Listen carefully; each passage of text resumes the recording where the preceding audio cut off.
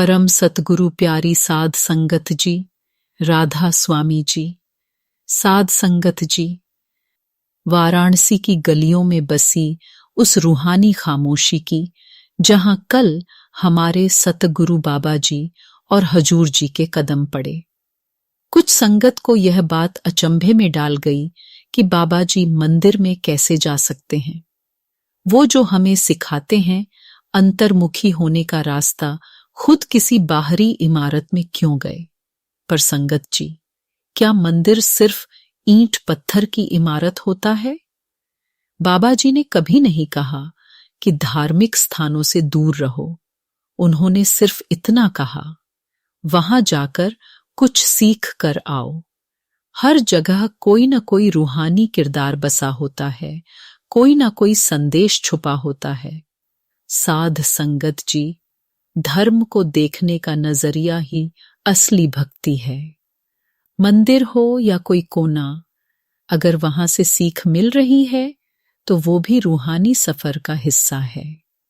अब संगत जी, आइए सुनते हैं एक ऐसी सच्ची घटना जो सेवा करने वाले हर मन को भीतर तक झकझोर देगी।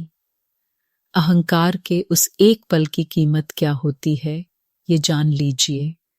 यह वाकया है हजूर महाराज जी के समय का।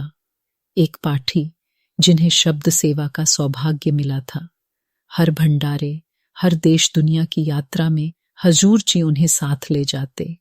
आवाज मीठी थी, सेवा में निखार था। लेकिन एक दिन पुणे के सत्संग में स्टेज पर बैठे बैठे उनके मन में एक विचार आ गया, शायद मेरी आवाज ही खास है, शायद मेरे बिना महाराज जी का काम नहीं चलेगा। जैसे ही ये विचार आया, उनकी आवाज ही बंद हो गई। शब्द नहीं निकल रहे थे।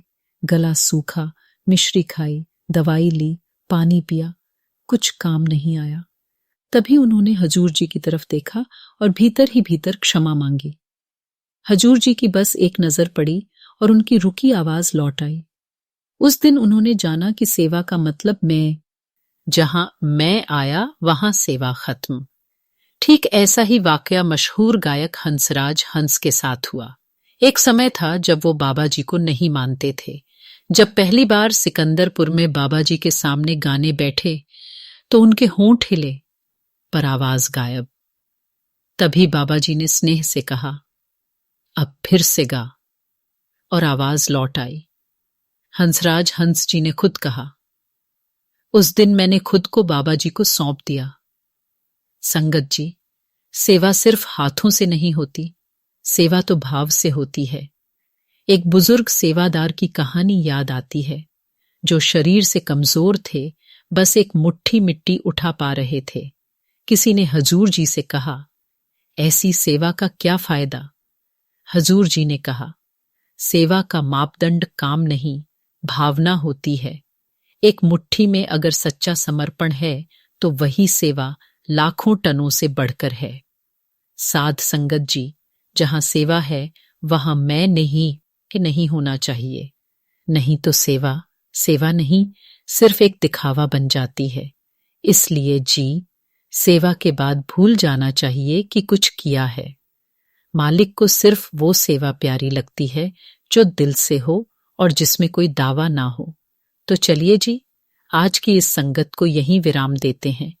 अगर यह बातें आपके दिल को छू गई हों तो वीडियो को लाइक करें, शेयर करें और कमेंट में बस एक शब्द लिखें, राधा स्वामी।